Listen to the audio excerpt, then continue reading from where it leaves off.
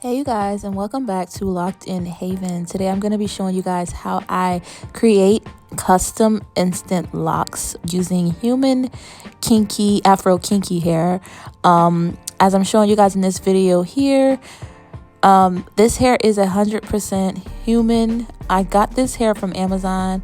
I'm going to try to put the link below, although I feel like I lost it because of some other logistic reasons with my Amazon account. So I'm going to do my best to try to find this exact vendor because I was very pleased with the results of these locks. So pulling this hair out, just kind of sifting through it, getting a feel of how the hair feels. It's very soft. I actually prefer using this method over buying instant locks because I feel like instant locks are very stiff and can look very unnatural. And I was able to create custom locks tailoring to the exact pattern and way that my clients' locks realistically look like and match it. And so as you guys can see here, I took a piece of hair and I placed it between my thumb and my pointer finger. And as you can see, I'm using my 3-hook crochet needle to with the in and out motion while rotating between my thumb and my pointer finger and creating that lock. You'll notice that it's becoming like a spiral. And then as I get closer to the bottom of the lock, you'll see me where I just did briefly add a little bit more hair in to kind of fill in, because as you go down, you'll start to notice, and you'll feel it as well between your thumbs and your pointer finger, like the density of the lock is starting to feel thin or fine. And so adding hair in between will give you and fill in and just make sure that you're extending that lock to whichever the desired length of the client's hair or whatever you're trying to achieve. Like I said, I prefer this just because it looks more natural. I don't enjoy installing lock extensions, and when it comes to full head, I've learned that about myself as a loctician, but I do not mind installing this client, which he had a half head and he just wanted like 25, I believe, just around the perimeter of his head so that he could just kind of fill in some spaces. And I'll show a bit of that install like closer to the end of this video. But like I said, I'm just going in with that in and out motion, just gently, and be careful when you're doing this. I know it looks like I'm moving pretty fast, and I probably am moving pretty quick, but honestly, when I first started this, I had to learn the hard way. You will end up stabbing yourself with these needles if you are moving too fast and you don't know exactly what you're doing. So I would say it's okay to start off slow, just getting really acclimated with the motion and the rotation of things, and that'll just help you like not injure yourself, because once you stab yourself with this, honey, it is like brutal and it is painful. So just be mindful of that when you're doing that, and you just keep going down. I did not seal up the ends of the locks because once I put him in his head, which you guys will see, his ends are not fully unraveled like this, but they're not fully solidified yet either. And so I did go in and trim the ends a bit once I installed them on him, but you guys will see once I show the client. But this is the finished product of that lock. I did my best to make sure all of them matched. But if you guys can see, these locks were not stiff. They were very pliable. They looked natural. I did like the curvatures in them. I liked that they weren't silky straight or super straight. I felt like those kinks and knots gave the locks a very natural and realistic outcome. So I'm gonna keep doing this motion and showing you guys in this video, and then I'll hop back on when I begin to install.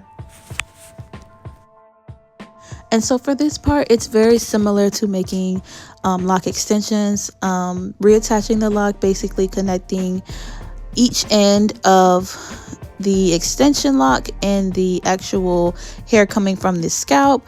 You're going to lay that part, the afro part at least, that's already combed out, on top of the hair that we're going to be attaching the lock to gently. And same with the motion we use for the instant locks. It's the same thing that we're going to do here. Sometimes you have to adjust the density, or you just have to adjust the overall texture in the feel, so you can make sure that there's not going to be any slipping or thinning or those type of things. So that's basically what I'm going to be doing in this part.